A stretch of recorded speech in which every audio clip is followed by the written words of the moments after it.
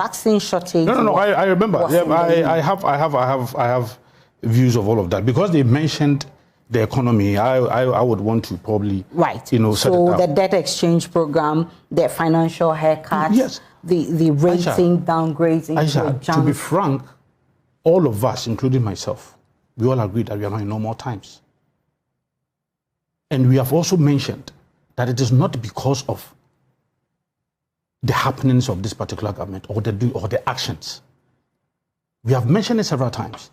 And the NDC has assumed a certain push-train, blatantly refusing to acknowledge the fact that it is COVID and Russia-Ukraine war that brought us all this mess. Why? As I speak, in 2019, if you ship a container, it was $1,489. In 2022, it is $9,446. But the NDC says COVID came as a blessing to the NDC. No, how is it? It mentions an amount of 30 billion that you raked in within 1 year. And you still think if you don't allow me to flow in some of these things, I think you don't get it well. Okay, go ahead. I said that COVID caused it. Okay. Russia-Ukraine war is part of it. You asked why. And I'm saying that if before COVID, any business person shipping a container would have to pay $1,400. Okay. But because of COVID, you are now paying close to $10,000. Okay. If during COVID, African Development Bank is saying that, look, we have had almost about 300% rise in the price of fertilizer. We import 30% of fertilizer from Russia. Ukraine alone, we get almost about 60% of our steel and iron ore from Ukraine. 50% of flour is from Russia. 39% of our fertilizer is from Russia. 30% of grains is from Russia. So how can anybody, any well-meaning person, somebody who really wants to, know the facts and go behind what is really going on, tell me that this cannot affect the economy of, especially when we are heavily relying on these two economies, Russia and then Ukraine. But the NDC says it's not only Ghana that was hit by Russia, Ukraine, and COVID. It hit a lot more countries. But why is it only Ghana? Is it that we didn't have a plan? How is it only Ghana? To actually in their press conference, I quite remember that they mentioned that Ivory Coast is doing so well. Ivory Coast now, as I speak, they are, with the IMF, seeking for a $2.9 billion bailout. So how is that a fact? How is that a fact? I mean, you visit UK, and unprecedented, they have high, almost about, in over 40 years, they've never experienced such high inflationary figures. In over 40 years, US, they've never experienced such high rate of unemployment before. It is global. Even when the vice president even came here, he alluded to these facts.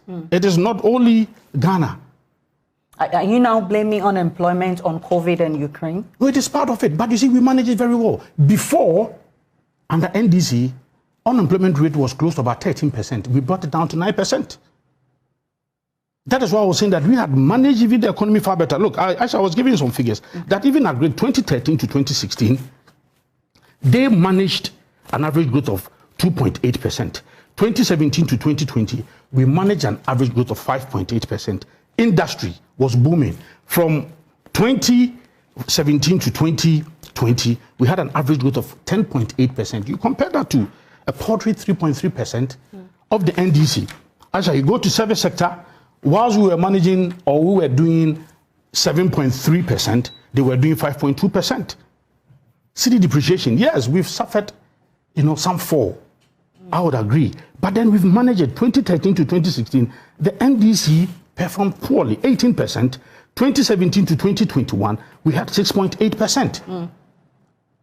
So, Aisha, no well-meaning person would say that the NDC managed the economy far better than us. And even in COVID, even when the NDC did not have COVID, they said that they lacked the policy credibility. They had to run to IMF. Even when there was no COVID in Russia-Ukraine war, we were told that our resources have been stripped to the bone.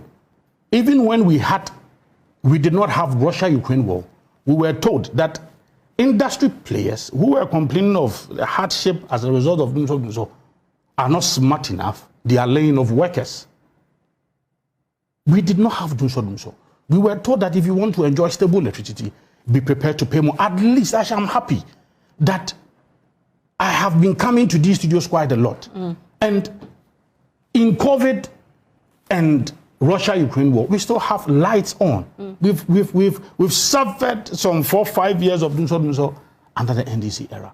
Okay. So if anybody, especially my brothers from the NDC, if they want to juxtapose these two economies and they would want to blatantly refuse to accept the fact that globally we are suffering, but rather because of political capital, they would want to put out falsehood, massage figures, manipulate the story, and then consistently, if they decide to hit on this falsehood, because their belief is that consistent repetition of falsehood can, in a way, create a certain sense of truth in the minds of people. So that is what they seek to do. Let me bring in Sammy James.